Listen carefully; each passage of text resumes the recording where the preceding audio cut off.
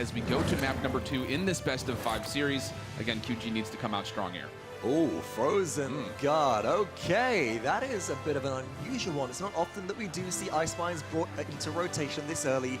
Previously, we've seen the Temple Isle theme favored very heavily, but Frozen God might just play exactly into how both of these teams want to run these games. We know that Matchpoint have made some showstopper plays on this map, but if QG want to run a very long line of sight-based team composition again with Cassie and Charlene, that could work out very well on this map. And why was that? The big thing is the fact that this map is essentially, I don't use this one alley, but it's almost just one alley. Once you get past the convert of actually getting the payload, there's no way for you to go left or right outside of the mines, and that's a very tight area that most people like to avoid, especially as a full team. Same thing with Ice Mines. This is actually a really good map for a QG, simply because you are much more easily able to defend on this map. So if you're not able to capture the point, at least you might be able to get some points back and elongate the game by getting successful defenses. So will QG run with the same bow duo, or will they elect to go a completely different route? Let's find out, as they do have first pick going into this draft.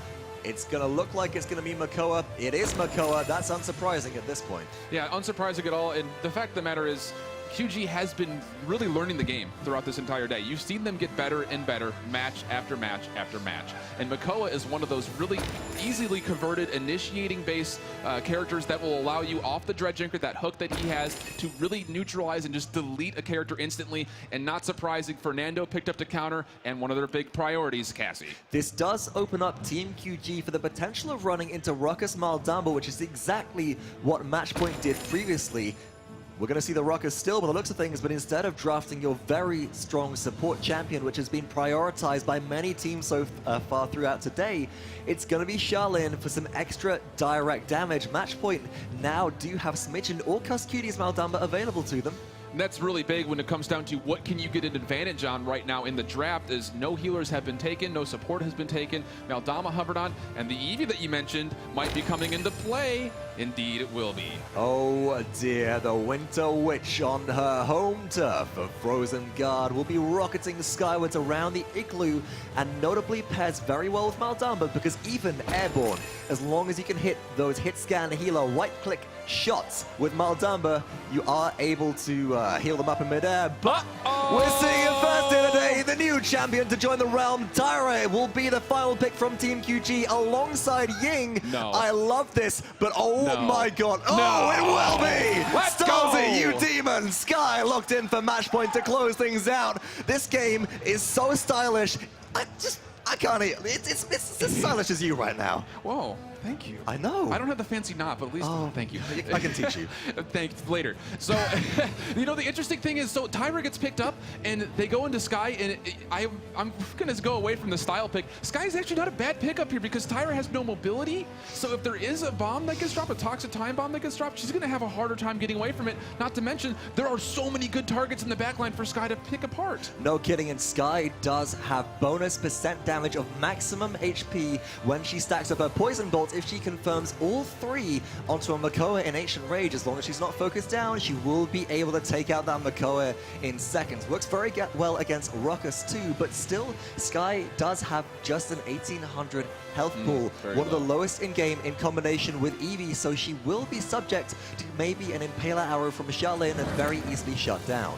That's the key. The other side of things is what is Nike going to do on Tyra. But let's talk about these teams. Rocking the blue chunks. It will be Spira playing Makoa, Master Lu on Ying.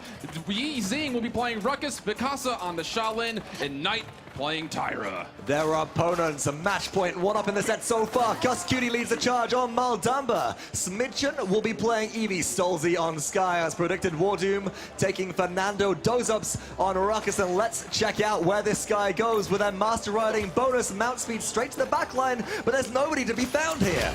Yeah, finding the Maldamba, though, on the side is going to be kind of a nice team up. The Ice Block on point. It will be first blood to the Sky, and here comes all the damage coming out from Dozups, and a double kill from Maldamba on Cuskudis. Looking for a third one, but Stalzy snaps that away. 2 for 2, and one to finish it off. Full team wipe in a matter of seconds for Team QG, and whilst we have the opportunity and Matchpoint zone heavily on the respawns, 4 players forcing out, leaving just Smidgen on the objective.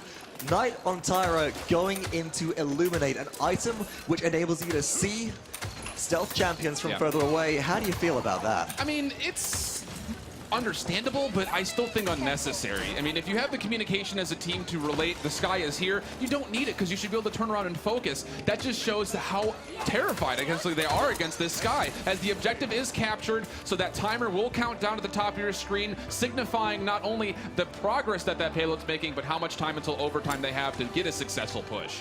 Wardoom will be trying to spearhead this charge, just forcing out the issue, finds the opportunity for a fireball around the backside, doesn't confirm bonus damage, is pulled out their shield as well, Planted comes through, Master Lu gets credit for that kill, shutting them down, and Stolzy is forced to retreat, hiding in smoke screens so they can't be easily shut down, but Lightning will be punished for this, yes!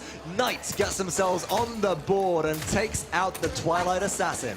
Yeah, and the big thing about Knight playing Tyra, the thing to keep in mind is the closer she is, that assault rifle does bonus and extra damage. So getting in the face, or at least staying mid-range to the different characters for Matchpoint is going to really benefit the damage output from that Tyra. Wow. Did you see that dodge roll as well? Just getting barely out of the way of Dredge Anchor was Doze-Ups. Disengages the rockets off the edge of the map. Wardoom getting credit for that kill, but nice situational environmental hazard play. Can they find another one? No, Disengage is still down, but Doze-Ups is definitely still up. Finds the bonus damage, dodge roll shot onto Mikasa.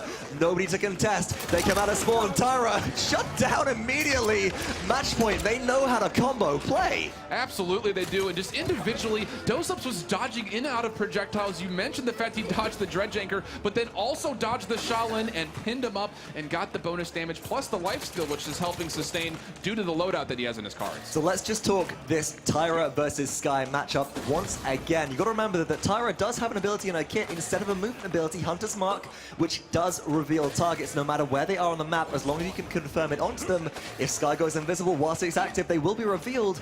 Does this make Illuminate worthless at this point? And Knight is going into a second option of it as well. You saw the net worth was very favoring Matchpoint, so I don't know if this is really a very good investment in character credits. But on top of that, it's actually interesting to see the Ying, even though there's been so many deaths on the side of QG, is staying up on top of this healing stat and right there with the Meltamba. You mentioned how masterful Master Lu was earlier in the game. Let's see if they can help that team pull through a victory. Mikasa takes out Stolzy. Will Time Bomb find a return kill? Knight, as you said, immobile as Tyra is shut down, and now Wardoom is pushing out forwards, trying to find some shots into the enemies. Smidgen is pummeling straight into everybody on QG.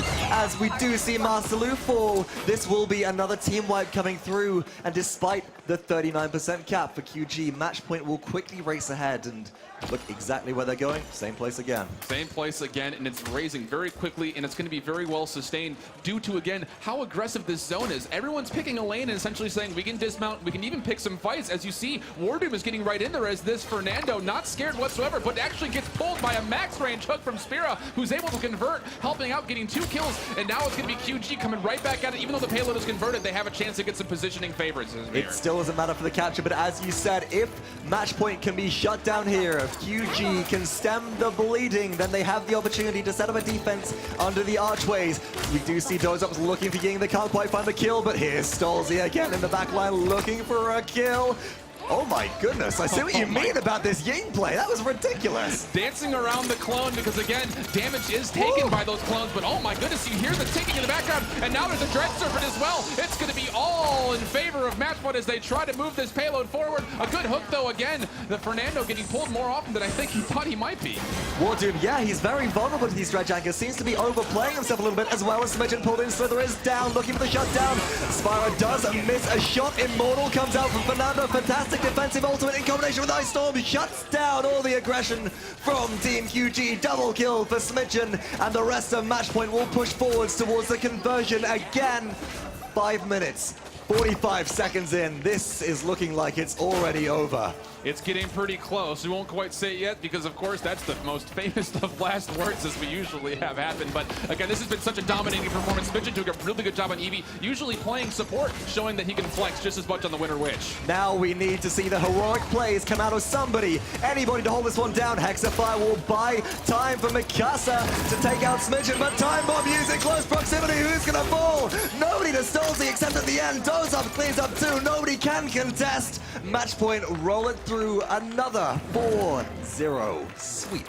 Very easy indeed for them. You'd be able to show off and really flex different variety of picks. Again, talking about the fact that Smidgen can go back and forth between support and damage and do really well on Eevee. But on top of that, the Sky being thrown in, really, that's the highlight there, is what we've been kind of waiting for from Matchpoint. We don't see it often, but what was nice to see is, as you remarked, Sky goes in, drops 3 poison bolts to Makoa, shreds through completely. It was only Ancient Rage in that last push, which did save the Makoa for the side of QG, but it just wasn't enough to hold back the tide that is Matchpoint. They're an unstoppable force right now, and they are yet to meet an immovable object. And I've got to ask you, it doesn't seem to come down to draft in any way. QG, they've got to change something more fundamental if they want to stand a chance versus these juggernauts. Absolutely, and we saw them struggle, you know, rather pretty badly against Disher 69 earlier, but again, that's the first match of the day, and as we've said, and Kret hit it on it really nicely, was the fact that this team is learning and they're really developing very nicely as a squad, and you can start to see they're starting to understand how to best combine ultimates, how other players are doing it live in a competitive environment, and they're doing a pretty good job of at least mimicking and finding their own way to stylize a little bit as well. I also do really like that QG aren't afraid to pull out the Tyra pick. Now, most teams would find that unbearable. She has very limited movement. She is easy to shut down from champions or by champions like Eevee, but they're going to go with something different to kick things up a notch, to throw a spanner in the works.